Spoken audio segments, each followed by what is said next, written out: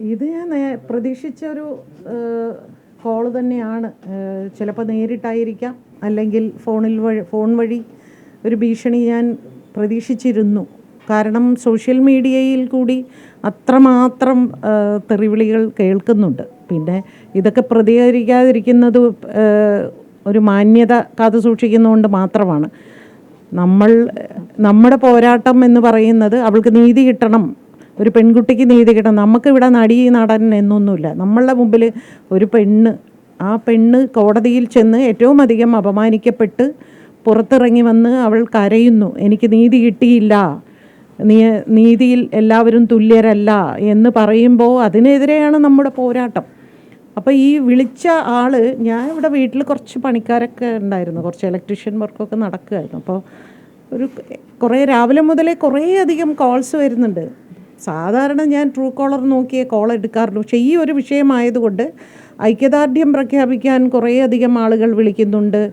പിന്നെ ഈ കേരളത്തിലെ എല്ലാ ജില്ലയിലും അവൾക്കൊപ്പം എന്ന പോരാട്ടം നടക്കുന്നുണ്ട്. അതിൽ പങ്കെടുക്കുന്നവർ, അതിന് പുറമേ മാധ്യമങ്ങൾ, ഇങ്ങനെ പലരും വിളിക്കുന്നത് കൊണ്ട് തന്നെ എല്ലാ കോൾസും ഞാൻ എടുത്തുകൊണ്ടിരിക്കുകയായിരുന്നു.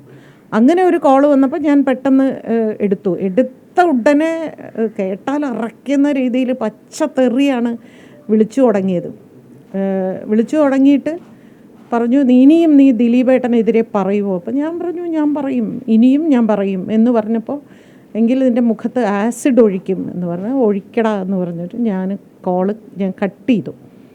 അപ്പോൾ ഏകദേശം ഒരു 19 സെക്കൻഡേ ആ കോള് ഉണ്ടായിരുന്നുള്ളൂ. അയാൾ കോള് കട്ട് ചെയ്ത ഉടനെ നല്ല മലയാളത്തിലാട്ടോ. സാധാരണ നമ്മൾ സൈബർ സെല്ലിൽ പരാതി കൊടുക്കുമ്പോൾ അവർ പറയും നോർത്ത് ഇന്ത്യ അവിടെ ഇവിടെ നിന്നൊക്കെയാണ് ഈ വിളിക്കുന്നത് എന്നാണ്. പക്ഷേ വളരെ നല്ല പച്ച മലയാളത്തിൽ ഒരു നാടൻ ഭാഷയിലാണ് അയാൾ ഇതൊക്കെ പറഞ്ഞത്. അയാൾ കോള് കട്ട് ചെയ്ത ഉടനെ എനിക്ക് സൗദി അറേബ്യയിൽ നിന്നും ദമാം പോലെയുള്ള സ്ഥലങ്ങളിൽ നിന്നും കോള് വന്നു. ട്രൂ കോളറിൽ ഡേഞ്ചർ, ഫ്രോഡ് എന്നിങ്ങനെ എഴുതി കാണിച്ചത് കൊണ്ട് ഞാൻ ആ കോൾ അറ്റൻഡ് ചെയ്തില്ല. അപ്പോൾ ഒരു കാര്യം ഉറപ്പാണ്, ഞാനൊരു പക്ഷേ ആ കോൾ എടുത്തിരുന്നെങ്കിൽ അത് തുടരെ ഉണ്ടാവുമായിരിക്കാം. അപ്പോൾ എൻ്റെ മോൻ എന്നോട് പറഞ്ഞു, അത് അമ്മ എടുക്കണമായിരുന്നു, എടുത്ത് റെക്കോർഡ് ചെയ്തിട്ട് അമ്മ അത് പുറത്ത് വിടുകയാണ് വേണ്ടതെന്ന്. പക്ഷെ നമുക്കിത് കേൾക്കുമ്പോൾ ഒരു അറപ്പുണ്ടല്ലോ. പിന്നെ ഇവിടെ ജോലിക്കാരൊക്കെ നിൽക്കുകയല്ലേ, അപ്പം തിരിച്ച് നമ്മളൊന്നും പറയാതെ നിൽക്കുമ്പോൾ നമ്മൾ ഭയന്നു എന്ന് എതിരാളി വിചാരിക്കും. ഇതൊരു സത്യത്തിൽ വീണ്ടും വീണ്ടും ഒരു കൊട്ടേഷൻ എന്നുള്ള രീതിയിലാണ് ഇത് പോയിക്കൊണ്ടിരിക്കുന്നത്. സോഷ്യൽ മീഡിയ വഴിയും ഇപ്പോൾ ഒരു സൈബർ കൊട്ടേഷനാണ് ഇപ്പോൾ നടന്നുകൊണ്ടിരിക്കുന്നത്. ഇത് വളരെ അപകടകരമായ ഒരു അവസ്ഥയാണിത്. ആരും ഒന്നും എനിക്കെതിരെ സംസാരിക്കാൻ പാടില്ല, സംസാരിക്കുന്നവരെല്ലാം ഞങ്ങൾ അടിച്ചമർത്തും, അല്ലെങ്കിൽ ഞങ്ങൾ തെറി വിളിക്കും എന്ന് പറയുന്നത് എന്ത് തരം പ്രവർത്തന രീതിയാണ് എനിക്ക് മനസ്സിലാവുന്നില്ല. അത് വളരെ ഗൗരവമായിട്ട് ഞങ്ങൾ കാണുക എന്നതിനപ്പുറം അയാൾ കാണേണ്ടതാണ്. കാരണം അയാളിലേക്കാണ് സംശയങ്ങൾ മുഴുവനും പോകുന്നത്. അതുകൊണ്ട് തന്നെ ഇത് വളരെ ഗൗരവമുള്ള കാര്യമാണ്. ഞാൻ ചോദിക്കട്ടെ, എനിക്കിപ്പോൾ ഇതൊക്കെ പേടിച്ച് എനിക്ക് വീട്ടിനുള്ളിൽ ഇരിക്കാൻ പറ്റുമോ? എനിക്ക് പുറത്തിറങ്ങണം, എനിക്ക് എൻ്റേതായിട്ടുള്ള ജോലിക്ക് പോകണം. അപ്പോൾ നാളെ എനിക്ക് എന്ത് സംഭവിച്ചാലും അതിന് ഉത്തരവാദി അയാളാണ് എന്ന രീതിയിലേ വാർത്തകൾ പോവുള്ളൂ. ഞാനും അങ്ങനെ തന്നെ വിശ്വസിക്കുള്ളൂ. അത് അയാൾ വളരെ സൂക്ഷിച്ച് തന്നെ തൻ്റെ അനുയായികളെ, അല്ലെങ്കിൽ തൻ്റെ പെയ്ഡ് PR-നെ അയാൾ നിയന്ത്രിച്ചില്ലെങ്കിൽ ഇത് ഞങ്ങളല്ല അപകടത്തിലാവുന്നത്, അയാൾ തന്നെയാണ് അപകടത്തിലാവുന്നത്.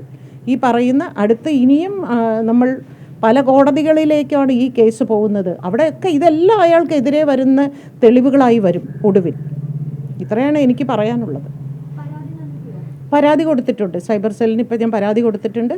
വളരെ ഗുരുതരമായ കാര്യമാണ് ഈ ഫോണിൽ കൂടെ അയാൾ പറഞ്ഞത്. അതുകൊണ്ട് തന്നെ അയാളെ കണ്ടുപിടിക്കണം, അയാൾക്കെതിരെ ശക്തമായ നടപടി ഉണ്ടാവണം എന്ന് തന്നെ പരാതി കൊടുത്തിട്ടുണ്ട്. എനിക്കറിയില്ലല്ലോ, ഞാൻ സംശയിക്കുന്നു. കാരണം സോഷ്യൽ മീഡിയ മുഴുവനും ഏട്ടൻ എന്ന് പറയുമ്പോൾ അയാൾ പുറത്ത് വന്ന് എൻ്റെ പേര് ദയവ് ഇത് നിങ്ങൾ പറയരുത്, കാരണം ഞാൻ വീണ്ടും പ്രതിരോധത്തിലായിക്കൊണ്ടിരിക്കുകയാണ് എന്ന് പറയാനുള്ളൊരു സാമാന്യ ഉത്തരവാദിത്വം അയാൾക്കുണ്ട്. ഈ കോടതിയിൽ നിന്ന് പുറത്ത് വന്നിട്ട് പറഞ്ഞല്ലോ എനിക്കെതിരെ കൊടുത്ത കൊട്ടേഷനാണെന്ന്. അതുപോലെ ഇതും പറയട്ടെ, ഇതും പുറത്ത് വന്ന് ജനങ്ങളോട് സംസാരിക്കട്ടെ.